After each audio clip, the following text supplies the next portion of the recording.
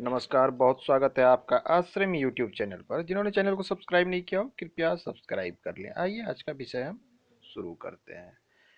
अक्सर हम हथेली को जब ध्यान से देखते हैं तो उसमें कई प्रकार की रेखाएं दिखती है। ये रेखाएं मिलकर एक दूसरे से मिलकर आड़ी तिरछी रूप से मिलकर कई प्रकार के चिन्ह बनाते हैं। इनमें से कुछ चिन्ह ऐसे होते हैं जो अत्यधिक शुभ चिन्ह होते हैं। रेखाओं के मिलने से शुभ और अशुभ दोनों प्रकार के चिन्ह बनते हैं। तो कुछ चिन्ह ऐसे होते हैं जो अत्यंत शुभ होते हैं, धन के मामले में, भाग्य के मामले में, सौभाग्य के मामले में बहुत ज्यादा शुभ माने जाते हैं। तो इसी चिन्हों के विषय में हम बात करें। उसमें से एक चिन्ह है कुछ स्वास्तिक का चिन्ह, जो कुछ इस प्रकार से बनता है। आप इधर गौर करें। स्वास्तिक का चिन्ह कुछ इस प्रकार से बनता हुआ सा प्रतीत होता है। ये ऐसे शुरू में ऐसा लगेगा कि ये क्रॉस तरह का है, क्रॉस की तरफ से, लेकिन ध्यान देगा अगर क्रॉस की तरफ से इसमें अगर इस प्रकार से रेखाएं अगर मुड़ी हुई हो तो ये इसे स्वास्तिक का रूप धारण करती है। इस प्रकार से रेखाएं आपको देखने को मिलती है। तो अगर स्वास्तिक के चिन्ह आपके हथेली में किसी भी भाग पर अगर देखने को इस प्रकार का चिन्ह आपके हथेली पे मिल जाता है, ध्यान दें स्वास्तिक का चिन्ह ये अत्यंत शुभ परिणाम देने वाला चिन्ह होता है।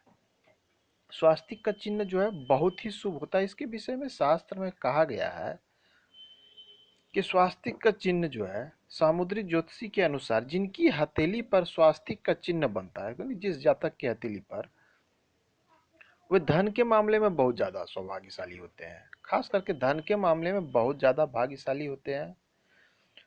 अगर हथेली पे ये चिन्ह है तो समझ लीजिए कि वो व्यक्ति जो है धनवान होंगे और काफी मान पद प्रतिष्ठा भी इन्हें प्राप्त होगा। भाई कि चिन्ह हथेली पर, ऐसे तो ये चिन्ह हथेली में आपके किसी भी भाग पर अगर उत्पन्न होता हो, खास करके ये चिन्ह स्वतंत्र हो, ध्यान देने की बात है, चिन्ह स्वतंत्र हो, माने किसी मुख्य रेखा के सपोर्ट से ये चिन्ह ना बने।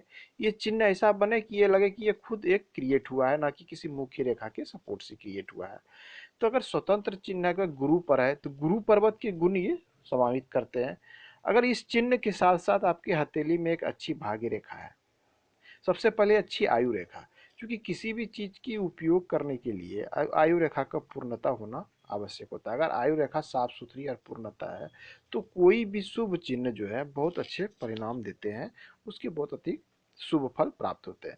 साथ में अगर भाग्य रेखा अच्छी है, सूर्य रेखा अच्छी है, तो ये फल जो है बहुत ज्यादा बढ़ चढ़ के बड़े स्तर पर आपको परिणाम देते हैं। खास करके धन के मामले में आप बिल्कुल स्वतंत्र होते हैं। कहते हैं ना, वित्तीय रूप से कोई व्यक्ति स्वतंत्र होता है, उन्हें ये नहीं सोचना पड़ता है कि धन आए, मतलब खर्च करने के लिए धन कहाँ से लाऊं।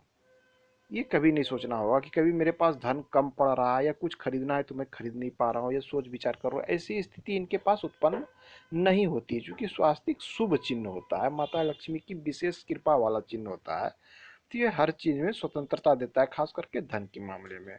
और साथ में ये चिन्ह जिस भी क्षेत्र पर है उसके गुण उसके अंदर में चले आते हैं। तो अन्य पर्वतों के इस अनुसार क्या क्या गुण होते हैं इसकी चर्चा हम बाद के अंकों में करेंगे।